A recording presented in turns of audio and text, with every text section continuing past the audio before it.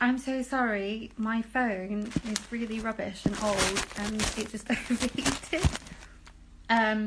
So I've put an ice pack behind it now, so hopefully keep it cold. Hi, sorry I'm back. I'm just going to keep repeating myself until you come back. I think my phone overheated.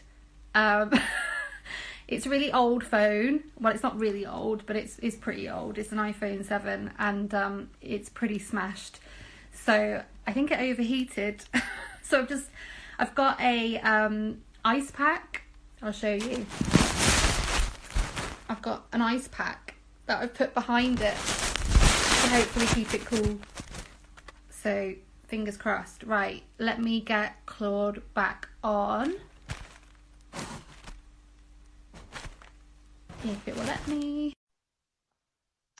Okay, take two, not 4. Take 2. Hopefully this will work. Hi, sorry about that. Sorry. That's no problem. Technical issues. Do you know what? Normally my phone, it always overheats whenever I do anything like any recording, any lives or anything like that. But normally it gives me at least half an hour before it does that, and it seems to have just done it within like 5 minutes. So hopefully, if I can keep it stable, it'd be okay. Okay, so where were we? So where I left, pardon? Sorry, you tell me where you left So off. yeah, where I left off was on the fact of that where I was talking about the HCP plan. What has happened and what I've experienced is that paperwork within the HCP plan that is very vital has been edited. And these are the things that I've looked at where the local authority, they don't have anyone who watches over them to make sure that the child is being delivered within their education. Then what happens is that entertains failings within the school or the placement, not knowing what the student requires. Then you've also have the issue of money.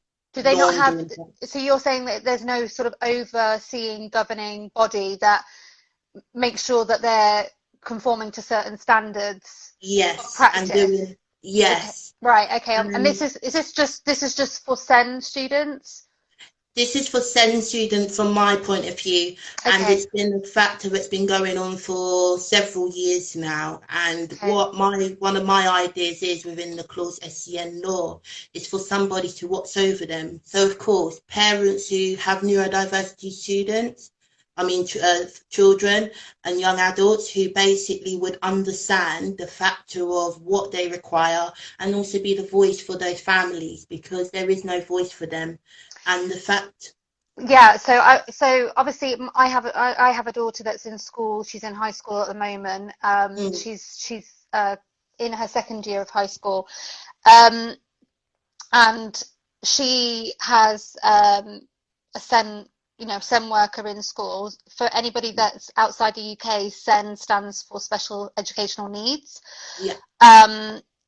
But I find that they're very difficult to get hold of, not very good at communicating with the parents themselves to discuss what they're putting in place, what they're implementing. And if sometimes I find that even if you have a child that's neurodivergent, that you don't always get told about the SEN worker within school. You're not even informed that there is a SEN worker in school, or you might get one email introducing themselves to you and then you don't hear from them again. There's no sort of meetings, there's no follow-ups. It's very standard basic practice as well, the things like timeout cards and things like that, but there's no discussion with other teachers in school, with the parents. There's no collective.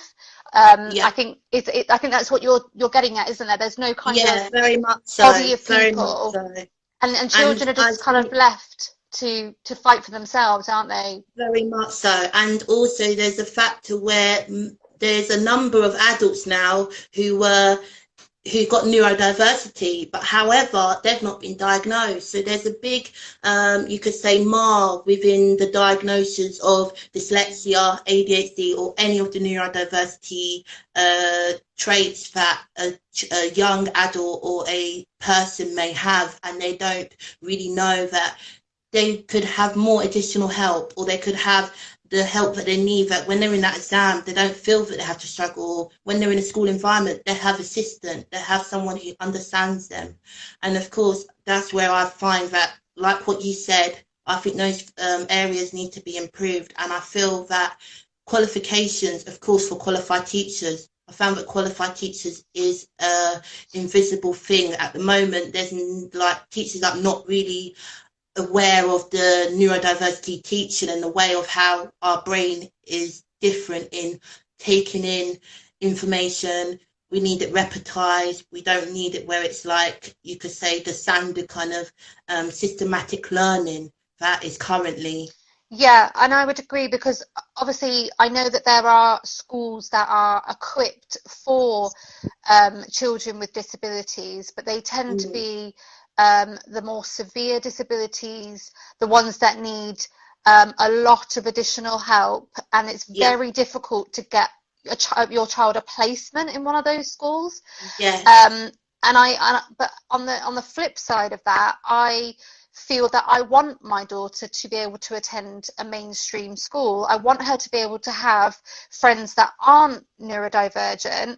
I want her to be able to fit into society, but I want her to have the support to be able to do that, because we have to live in the same world as everybody else, whether you're neurodivergent or not.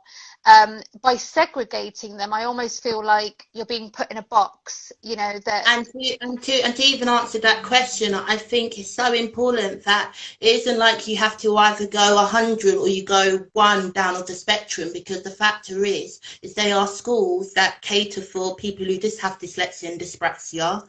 And those schools, they try and convert them to schools that are either turned into academies, or they're either the factor that those schools don't really get promoted to the neurodiversity families or to the young adults. Because I went to a school, for example, in Pearbright, and it was catered for students that had neurodiversity, but not on that severe spectrum. So as you could say, like the schools that you found, where I was at that experience where I thought, because my primary was severe autism, and they had a unit.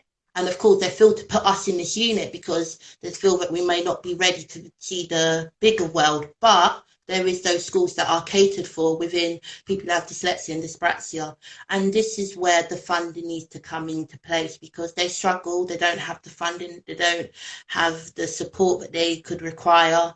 And there needs to be that understanding where there is that middle ground. There isn't the case where you go like either 100 where it's severe, or it's either 1 where it's like. I totally agree, because I feel like there is those schools that are there, and the government says, well, we've got these schools that are there for severely disabled children, but we're talking children that may need help going to the toilet, that may need help being fed, you know, that have very difficult daily needs that wouldn't work in a mainstream school.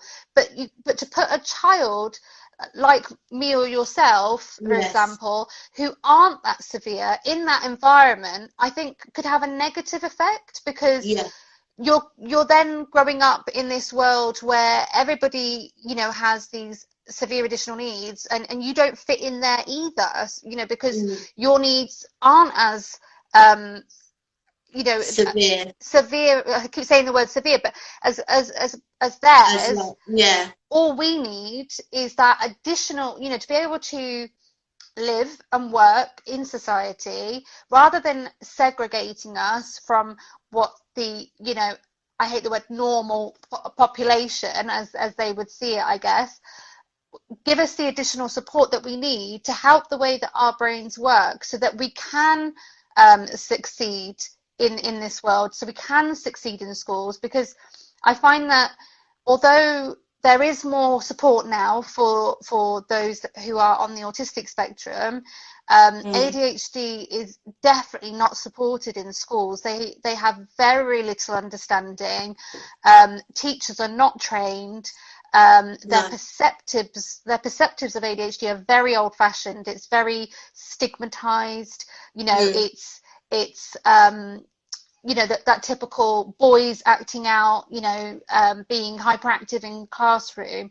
So that's what they look out for. They don't look out for the girl in the back of the class that's struggling with anxiety and too afraid to say, you know, I don't know what to do, and I've zoned out and I've missed the first half of the lesson, and now I'm just going to be staring at an empty piece of paper, and then I'm going to get told off because I haven't done any work because I was. Do you see what I mean? I fully understand, and this is why I think that campaigners and activists think that the government seem to always blind eye the actual factors of what we have to face each day. Discrimination, the factor that we have to also face that they do more for autism children. We don't have a problem with them, but we want the same equal rights in the fact of that it's about education. And I think that's the importance. If we educate the government and if we educate other people who don't know about neurodiversity and tell them that it's not a label, it's a factor of a quality that is a talent and it's an ability that we learn in a different way. We've been given a gift. And that importance of getting that word out there and educating the millions and telling them of how important it is so vital. And this is why when you got people like Gavin Williams, who unfortunately doesn't seem to have a clue about how to deliver an education, it's so important to like give him an idea, and also I think saying the call of the serious action that we need, because it's the fact of that we've been like time after time and years after years we've been treated like the invisible nation. And there is a big, so and that's I think where I want to bring the change, and that's what the Claudes SEN Law is about. And it's also making acknowledgement for new homelessness as well, the importance of that. Yeah, because I think, you know, if we were able to have that extra support so that we could channel ourselves better within the educational system. A lot of people with ADHD are very entrepreneurial because we prefer to work for ourselves on our own time frames. And because we have the ability to be more flexible and things like that. So actually what they perhaps should be doing is encouraging perhaps a more entrepreneurial route, you know, things about how to start up a new business, things about searching for suppliers. All those kinds of things are not taught in schools. You're not taught in school to be an entrepreneur. They don't want you working for themselves. They want you working as another cog in the big system, basically. And if you don't fall by if you don't sort of meet their standards of being a productive member in the working class society, then you basically get left by the wayside. We would be able to thrive so much more in schools if we were just given that understanding, that flexibility, freedom to be creative, you know. And the importance, I think what is so important as well is that, like for myself, I've always found that there's been a barrier, or there's been an issue where, because of myself as being young and black and male, and then also having neurodiversity, it seemed like I think they find us as a threat, but on another hand we can teach them. And of course it's important that, like for myself, I was out of education for 8 years already previously, and then now I'm out of education for 4 years, and there's been that issue where I've been in more court cases than education. And to think that even my social circle really hasn't been able to kind of progress properly is quite crazy. But that's what it says in my book as well, that it's on my page and it can be found on my Instagram, that it was the 1 year anniversary, by the way, on Monday. And you can all feel free to read it and purchase. But that's what I found. There's always been a barrier. There's always been that thing of not making us have the opportunities. Provide more of a better, different way of learning maths, a different way of learning English, and these ways of old subjects that could be more broken down. There's strategies where you can you can break down the coloured of the assignment. You can even repetize it several times. And there is strategies out there that can be accommodated for us. And these are the things that we will educate the government and call for action. I think there are some really good teachers out there. My daughter's school, there is one science teacher in particular she's amazing. You know, she does, but a lot of her classes are very much hands-on. So, for example, it's all about different tastes, different textures. You know, for example, they did this lesson on dehydration, which is something that I think a lot of us probably experience. And what she did, and I don't mean to be crude, but this was part of the science lesson. She had different glasses of water. Well, not water, but she had like liquid or solutions. Different liquids which you could drink, and it was like apple juice, cherry juice and stuff like that, and it was basically you had to kind of pair up how dehydrated were you at what stage, based on your urine.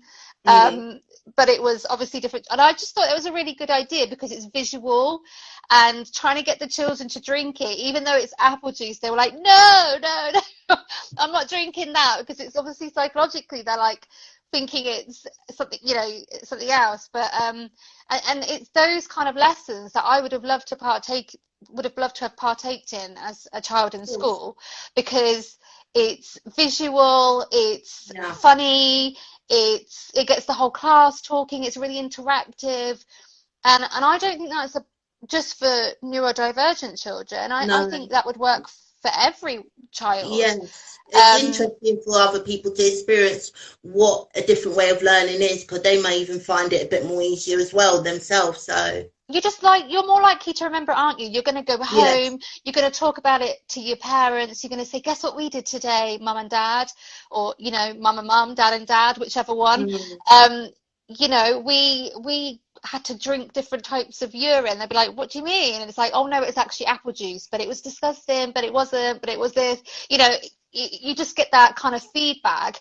If you're just reading from a textbook, copying it down off a board, none of that is going in for some.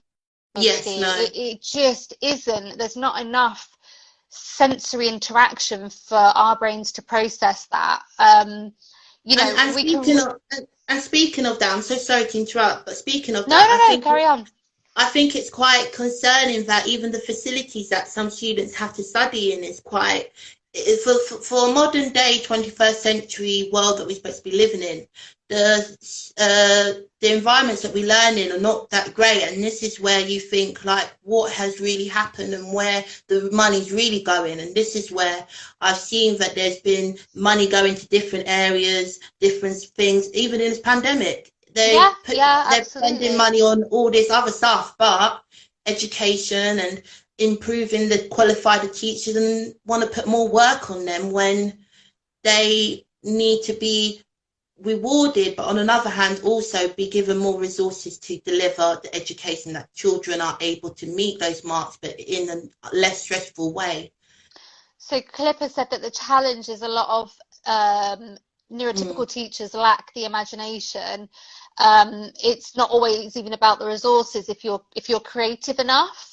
And I think that comes down again to curriculum, which is what which is part of your petition, isn't it, to get that curriculum changed? Because I get a lot of time my daughter will say, what do I need this for? And in fact, even myself as an adult, think back to when I was at school, and I think, what did I need half of that for? I think children are better at knowing what their interests are at a younger age these days. I think because of access to social media, they've got more of a clear understanding of what's available to them out there. And I think it would be better if there was more choice on the subjects that they, you know, I know you've got your core English, maths and science, but No, there should be a range. There should be a range, and it's so important because not every child is going to want to do a kind of, you could say, a general structured vision of ambition for their future. Yeah. And of course, there isn't enough within the theatre and the what I did experience from school, particularly. When it came to secondary, I found there was more options within drama. There was more options in those creative arts. But I can't even remember the last time that a school would really have proper musical instruments or proper singing lessons or something that, you know, makes you feel good and you end up feeling good after it. So I think it's so important. And even entrepreneur, anything that basically there's a child or the young person ambitious to do. Sorry, Claude, I've just Cami has asked, can somebody please repeat in the chat what specific legislation or policy is being discussed? So if we just go back for those that have just joined, Claude, you're running a petition to the UK government at the moment called Claudes SEN Law, SEN standing for Special Educational Needs, to reform the curriculum within schools, and also to apply for additional funding for better resources for children, for neurodivergent children within schools. I think also education for the teachers as well. I think the education for the teachers, because they don't seem to understand ADHD. You know, the amount of times my daughter has teachers rolling her eyes at her, and even actually about her OCD. You know, she has to do certain steps, certain repetitions, and you know, even on the autistic spectrum, even if it wasn't the OCD, you know, she's got a preliminary diagnosis of both. She said, yeah, I'm just coming. And the teacher said, no, come now, please. And she said, I can't, I'm just doing this and then I'm coming. And then she got told off for it. And it made no difference whether she took an extra 5 seconds or not. But they said, well, I told you to come now. And she said, well, I can't not do that. And they said, yes, you can. And she said, but I can't. No, but I can't. So do you understand OCD? Do you understand? Yeah. Do you know what I mean? And their answer is, no, I don't. Well, then don't question what I'm doing. You know, have some respect. But there's very much there's very much that lack of respect of teachers to children, I think, on that understanding level as well. Which I find sad, because there's quite a power complex sometimes from what I hear from the kids. Obviously, I know kids can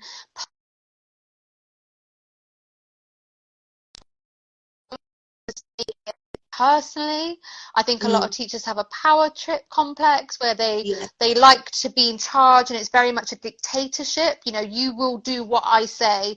There's no room for freedom of speech. There's no room for debating, and unfortunately that doesn't work with my daughter because she questions everything. And she's very good at debating. May I add on, because I think you're very right there. There's a lack of sympathy.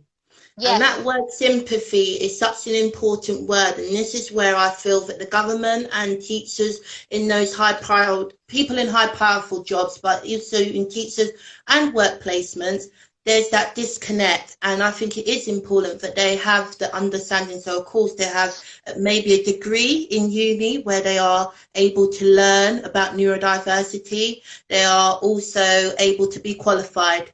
And because, for example, at my college placement in 2017, I was taught by a PE teacher for maths. And of course this happens a lot. A lot, doesn't it? And what was crazy is of course I struggled with maths. So for me to be taught by a PE teacher did not help me at all. But luckily I was able to succeed and do well.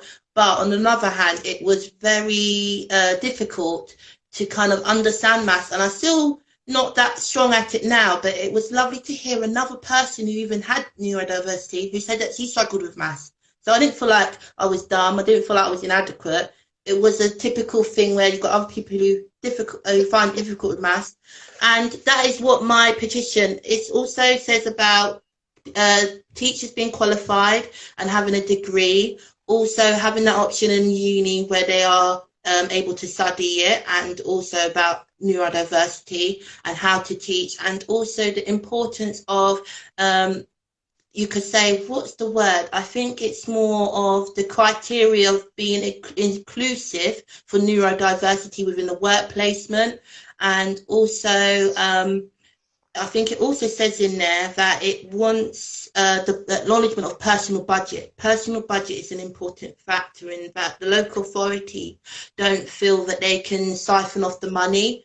So what this budget does is give the parents and family power to decide what their child needs, and also the young student what they need themselves within their education, how they will be delivered it, and they know where their money is going because they get given the money and they are the one who was in charge with using the money well for their education.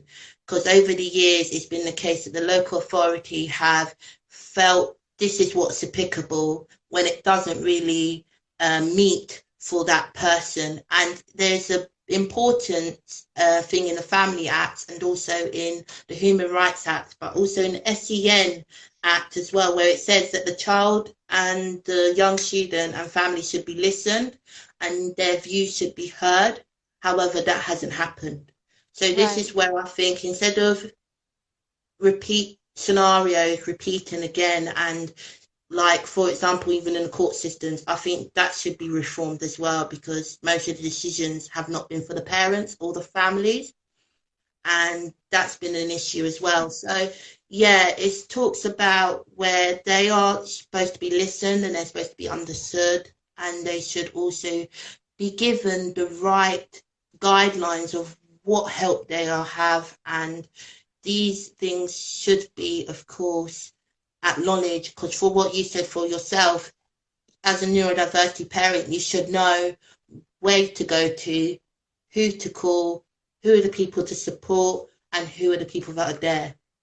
Absolutely, because at the end, I mean, if we look at where the original referral tends to come from, it tends to come from school. But what happens is school will say, I think your child might be on the autistic spectrum, or I think they may have ADHD, go to your doctors. So then you as a parent have to go to your doctors and then ask for a referral, and then they say, well, we need this from the school, and you end up very much as the middle person, and you're almost coordinating your own care for or your own care for your child, and no one's really giving you the information that you need. Everybody's passing the buck. I mean, I've even had that issue recently myself with my daughter being offered NVR. I've been offered NVR training, and I've got social services telling me CAMS have to provide it, and I've got CAMS telling me social services have to provide it. So I'm in the middle of when am I going to get this? Moving the message. So there's that moving the message of who. Yeah, very much. Totally disconnected. It's really disconnected. And speaking of that, I think it's quite funny because you said you got the advice from the social services, but unfortunately they can't even do their job that well, unfortunately, because you've had bad cases and bad reputation from them. And this is where I think what David Cameron did, where he made the education healthcare plan, when we had a thing before called a statement that was just strictly education, with a convenient plan to make education not be the topic and not be a topic of funding. And this is where it was unfortunate for the United Kingdom to have the coalition that we did and to have that leadership. It was not good because it made certain sectors fell very short and not have what the funding that they require, because it did. Education has now become a topic of something else. And it's brought in these other people just to try, like, for example, I've heard of other stories from other families they've got this SEN group on Facebook, and I've heard issues where the local authorities try to take the children away, they try to not provide education for them, and you're thinking how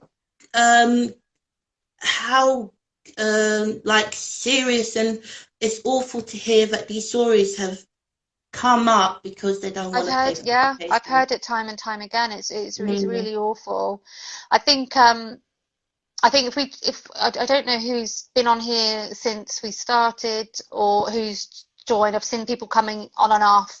But if we just go back to, obviously, yes, if we talk about bullet points of what your petition is applying for. So because I'm going to share the link, obviously I'll share it to my story, and I'll after this.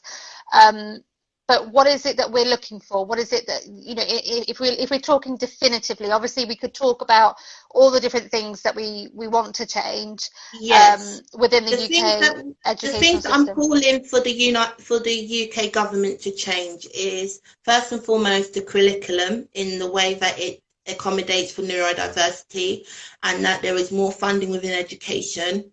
To also call for qualified teachers, and that they are able to have a understanding of neurodiversity students and young adults. To acknowledge the reform within DLD, because DLD, Disability Student Allowance, doesn't acknowledge hidden disabilities, and they are quite judgmental. And I've been stripped away from my DLD. But also, I think the importance of acknowledging neurodiversity within the policies of the work placements and education environments, and also the importance of personal budget and the acknowledgement of other people watching over the same codes at the placements, and also the local authorities, and the importance of funding and delivery, and making the change that we don't have to talk about the same subjects again, that there is students that are happy, they feel catered for, they feel accommodated, and parents feel reassured that their child or the young person is being delivered an education. And the rest is on the SEN petition, which can be found at my Instagram. There are also some T-shirts as well that can be found on my socials as well. That says the Claudes SEN Law. And I will probably tag it in. Do you want me to tag it in the comments? Information. Yeah, be my guest. How many signatures have you got? How many signatures have you got so far, Claude?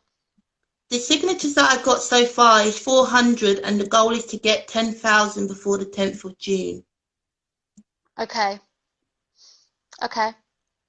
So I've got a social media storm going on at the moment on my page, and it's a hashtag Claudes SEN Law, and if everyone trends the Claudes SEN Law and gets the word out there, it'd be much appreciated. Thank you to those who have supported, and it can be found on my page, and the goal is to get 10,000 before the 10th of June.